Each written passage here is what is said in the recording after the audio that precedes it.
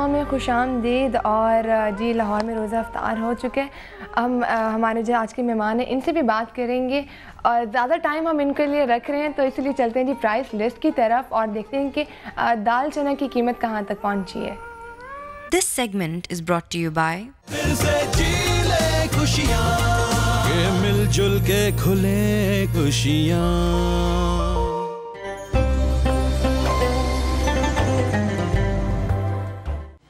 रमज़ानुल मुबारक से पहले 55 रुपए फ़ी किलोग्राम मिलने वाली चने की दाल को ऐसे पर लगे हैं कि उसकी कीमत कुव्वते खरीद से ऊपर उड़ने लगी है। अब यही दाल लाहौर की मार्केट में 70 रुपए फ़ी किलोग्राम फरोख्त हो रही है। दुकानदारों का कहना है कि जब इन्हें थोक मार्केट से दाल महंगी मिलेगी तो वो कैसे सस्ते दामों बेच सकते हैं। बेसन बनता है दाल चने का और तो किसी चीज़ का बेसन बन नहीं सकता। उसमें पकौड़े भी बनते हैं, आलू के ऊपर भी लगते हैं, इसलिए इसकी लागत दुगनी हो जाती है। शहरी कहते हैं कि गोश्त और सब्जियों के नर्ख तो पहले ही आसमान पर थे, लेकिन अब तो दाल खाना भी आसान नहीं रहा। गरीब आदमी है, सब तो सस्ती दाल है, लोग कहते हैं कि यही खा लो चलो। चने की दाल इसलिए ली है कि घर में हलीम वगैरह बनाने का काम आ जाता है। हुकूमत सस्ते रमजान बाजारों की सूरत में आवाम को रिलीफ देने के लिए कोशां है, मगर अशिया खुरोनोश की बढ़ती हुई कीमतों के सामने आवाम बेबस नजर आते हैं। अफ्तार का समा के लिए कैमरामैन मुर्तजिज़ एजाज के साथ गालिब अब्बास, समा, लाहौर। जी तो नाज़रीन, आप लोगों ने देखा कि दाल की कीमत सर आपने भी देखा कि कितनी ज़्यादा बढ़ती जा रही है और हम लोग तो दुआ गो हैं कि कीमतें कम हो जाए या महंगाई कम हो जाए। खैर ये बातें होती रहेंगी। जी जी देखो ना, कीमतें कम होंगी उसमें नीयत का बड़ा दखल है जी। लोगों को उनका हक मिले और उसके बाद आप ये जो इस तरह के अमल हैं इनको काबू में ला सकते हैं। मगर होता ये है कि जब किसी शख्स को उसका जायज़ हक नहीं मिलता तो फिर वो किसी और नाजायज़ तरीके से अपना हक लेने की कोशिश करता है और उसके नतीजे में किसी तीसरे आदमी का हक मारता है। बिल्कुल सही। अब ये जो दाल महंगी कर रहे हैं इनकी वजह कोई और होगी, लेकिन इनका जो असर है वो एक तीसरे आदमी पर, मुझ पर और आप पर बिल्कुल सही बात पड़ रहा है। तो ये एक विशेष सर्कल है, एक चेन है, जब तक इसको तोड़ा नहीं जाएगा इस चेन को, ये इसी तरह से बिल्कुल सही बात है। आई विश कि जल्दी ही सब कुछ ख़त्म हो जाए। अब सर आप इस बात से एग्री करेंगे कि हम लोग मॉडर्न होने के लिए आपको नहीं लगता कि हम अपनी रूट्स, अपनी वैल्यू से मतलब बहुत दूर होते जा रहे हैं? वो रिस्पेक्ट जो बड़े और छोटे में होनी चाहिए वो नहीं है, क्या कहेंगे आप? नहीं, मैं बिल्कुल इससे एग्री करता हूँ।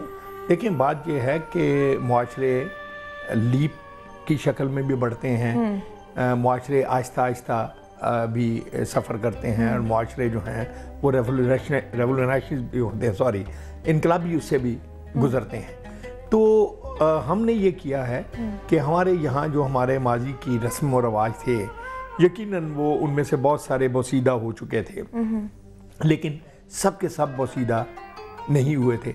हमने ये किया कि हमने उन सब को पुराने समझ के छोड़ना शुरू कर दिया और उनकी जगह ऐसे नए रवाज या चीज़ें लेने की कोशिश की जो हमारे ख़मीर में या रिफ्लेक्सेस में नहीं थी। चुनांचे उनके साथ हमारा रिश्ता जो है वो हमारे दिल का रिश्ता नहीं कायम हो सका। चुनांचे वो जो खुलूस होता है रिश्तों में वो हम नहीं ला पाए हैं।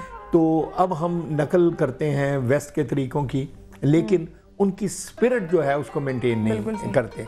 कल परसों ही मुझे खातून कनाडा से आई तो वो बड़ा गिला कर रही थी, कह रही थी मेरे साहब मैं एक होटल में मैं एंटर हो रही थी तो मेरे पीछे एक फैमिली और कुछ लोग आ रहे थे तो मैं दरवाज़ा खोल के खड़ी हो गई। हमारी आदत यही है वहाँ कि किसी के, कहती आप यकीन करें कि 10 आदमी जो हैं वो गुजरे, किसी एक ने भी मुझे नॉड नहीं किया। आदमी इशारे से ही थैंक यू कर, वो आप हम इसको समझते हैं कि ये हमारा मुलाजम है जिसने हमारे लिए कौन।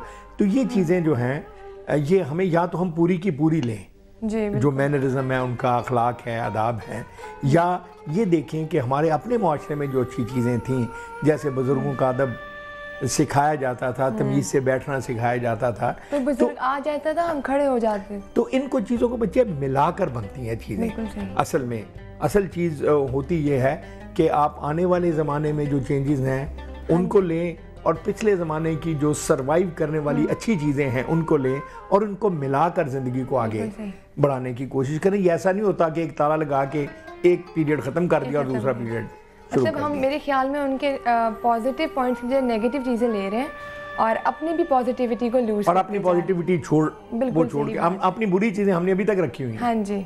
और आई विश कि ये भी सब कुछ ख़त्म हो जाए और मुझे भी आपसे बातें करने का और मौका मिले। लेकिन जी सर, यहाँ पे वक्त हुआ है एक ब्रेक का, तो हमारे साथ रहिएगा, मिलते हैं ब्रेक के बाद।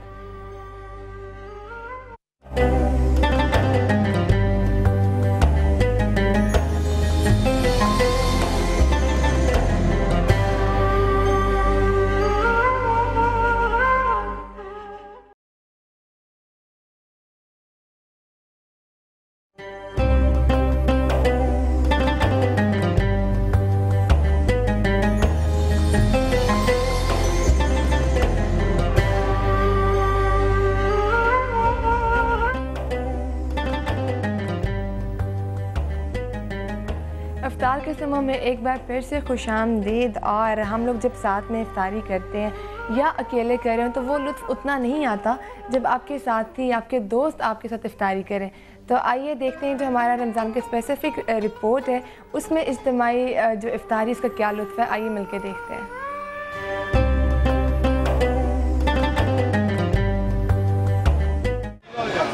रमज़ानुल मुबारक में रोज़ा रखने के साथ दूसरों को सहर व इफ्तार कराने की भी बड़ी फजीलत है। यही वजह है कि साहिब सरवत अफराद हर रमज़ान में इज्तिमाई इफ्तार का एहतमाम करते हैं। खुले माहौल में ये इज्तिमाई इफ्तार की एक दावत है, लेकिन दस्तरखान पर चुने अनवाओ इकसाम के खाने बिल्कुल घर का माहौल पेश कर रहे हैं। इस दावत इफ्तार में शरीक अक्सरियत गरीब अफराद की है। जो रमज़ान शरीफ शुरू होया ना जी, मैं घर की इफ्तारी छड़ के इतने इज्तिमाई इफ्तारी करना वा, इतने बड़ा दिल सुकून मिलता है। हम लोग तो यहाँ पे इंतजामिया में भी हिस्सा लेते हैं और खाना भी खाते हैं, तो अल्हम्दुलिल्लाह ये बड़ा ज़बरदस्त सिस्टम है। पहले इफ्तारी की है, उसके बाद नमाज हुई है, नमाज के बाद हमने खाना खाया और माशाल्लाह अल्हम्दुलिल्लाह खाने की क्वालिटी बहुत अच्छी थी। रोजे का फलसफा भी यही है कि इस महीने भूख प्यास बर्दाश्त करके ऐसे लोगों के बारे में एहसास पैदा किया जाए जो गुर्बत के बायस अमूमन पूरा साल रोजे किसी कैफियत में गुजार देते हैं। इतना सुकून मिलता है जब लोग खाना खाते हैं तो हम उनको देखते हैं तो हम अल्लाह का शुक्र अदा करते हैं कि या अल्लाह ये तेरी ज़ात का शुक्र है कि तुमने हमें इस काबिल किया।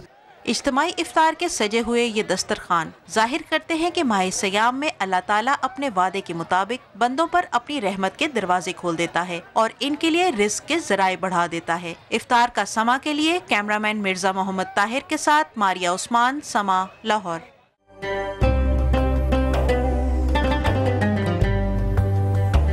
नाज़रीन, हम लोग आ चुके हैं और अब अमजद साहब से बात करते हैं। सर, अभी इज्तिमाई आपने इफ्तारी का देखा तो क्या कहना चाहेंगे इसके बारे में? देखिए, ये बड़ी अच्छी बात है। कोई भी मुआशरा किसी ऐसी एक्टिविटी में जिसमें साहिब सरबत लोग और वो लोग जो बेमाया हैं वो एक प्लेटफॉर्म पे बैठ के या एक दस्तरखान पे बैठ के एक ही तरह और एक ही रुतबे के साथ जब वो कोई शेयर करते हैं कोई चीज़ अल्लाह का दिया और रिज़्क़ की कह लीजिए, तो ये बड़ी खूबसूरत बात है। इसलिए कि ये इंसानों के दरमियान वो जो मसनूई फ़र्क हमने पैदा किए हुए हैं रुतबे वगैरह के, वो वक्ती तौर पर ही सही उसको ख़त्म कर देते हैं। कोई आदमी अल्लाह की रज़ा के लिए उनको अपनी दौलत में से उसमें से वो उनको पेश करता है और इस तरह से वो अपनी आकबत संवारता है। और वो लोग जो उसमें पार्टिसिपेट करते हैं या उसमें शामिल होते हैं उनके लिए भी शायद ये एक ऐसी एक्टिविटी होती है या उसमें जिसमें वो अपनी उस इफ्तारी से जो उनको मुयस्सर है उससे ज़्यादा बेहतर यानी खुराक की शक्ल में भी और माहौल की शक्ल में भी वो इकट्ठे हो जाते हैं। सर, आपको अपना पहला रोज़ा याद है?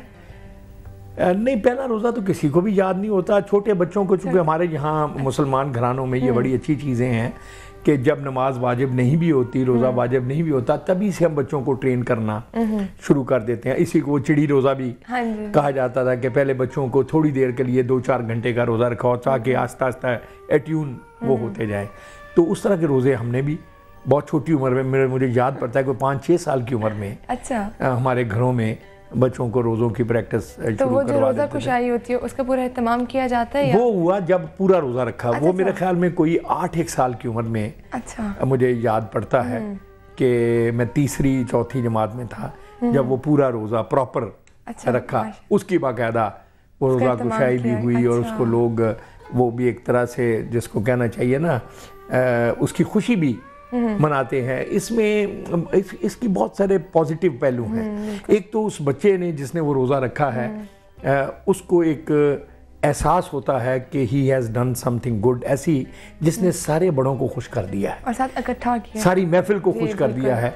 तो ये चीज़ें आगे चलकर मैं समझता हूँ कि आपकी तरबियत में बहुत, और जब वो वाजिब हो जाता है रोज़ा तो उस वक्त तक उसको इतनी प्रैक्टिस हो चुकी होती है कि वो बड़ी आसानी से रोज़े रखना शुरू कर देता है।